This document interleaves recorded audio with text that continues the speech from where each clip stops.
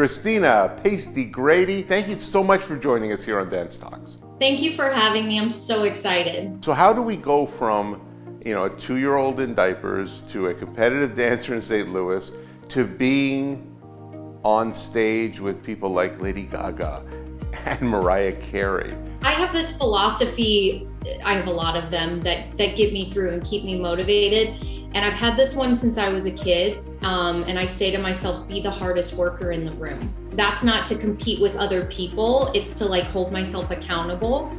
It's for myself. And so honestly, that's how I've been able to be successful, is good old fashioned hard work. I was the one who had to take 5 more ballet classes a week compared to everyone else to fight to get my leg half as high as them. But I think there's something to be said about that when you are the person, and that could be for any passion you have, when you love it so much, but you have to work really hard at it. Yes. How did you stay positive in an environment which I know gave you a lot of setbacks? No matter how successful you are, you're going to be told no.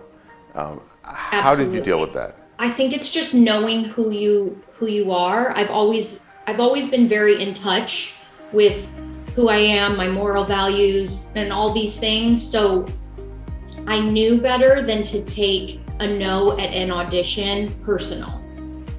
And I think that's a key. And that definitely played a part in, sure, sometimes some days were easier than others to accept the no, right? Some days you're like, okay, how many no's? When am I gonna get a yes? We're human.